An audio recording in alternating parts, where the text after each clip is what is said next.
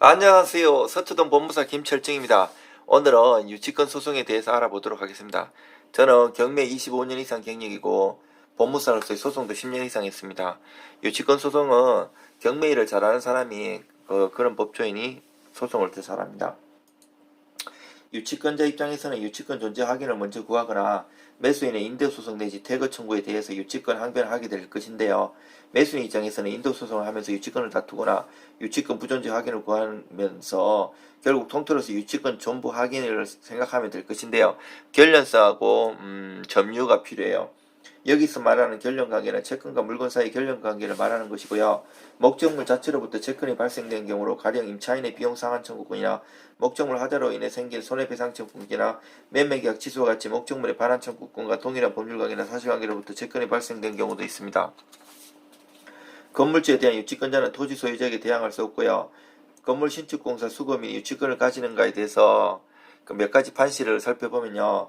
건물 완공된 경우 공사대금 채권이 있으면 건물에 대한 유치권을 가지는 반면에 건축 도중이라면 독립된 건물로 볼 수 없는 정도에 불과한 정착물은 토지의 부업물에 불과하고 공사대금은 토지에 대해 발생된 것이 아니므로 토지에 대한 유치권을 행사할 수 없다고 하는 것과 수급인의 재료와 노력으로 인하여 건축된 독립한 건물은 수급인의 소유물로 유치권이 성립할 수 없다고 한 것이 있어요.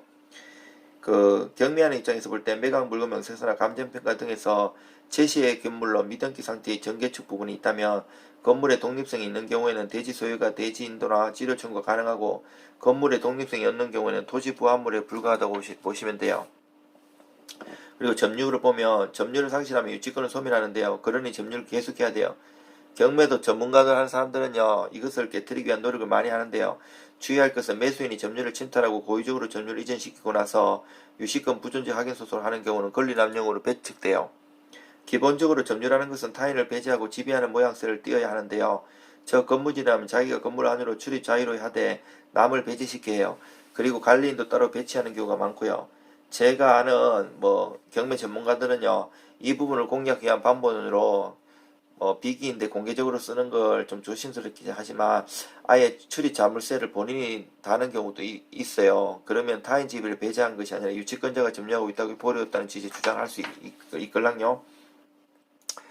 어찌 보면 제일 중요한 요건일 수도 있는데 점유는 최소한 경매 개시 결정 기입 등기 이전에 시작되어야 하고 피담보 채권의 변제기도 경매 개시 결정 기입 등기 전까지 도래해야 돼요. 달리 표현하자면 압류 효력이 발생하기 이전에 점유가 개시돼야 하고요. 아니면 가짜 유치권입니다.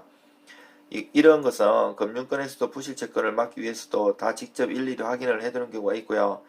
그 외에도 불법 존재가 아니어야 하고 유치권 배제 특약이 없어야 하는데 이런 것들은 생략하기로 했습니다. 이상 서초동 법무사 김철중입니다.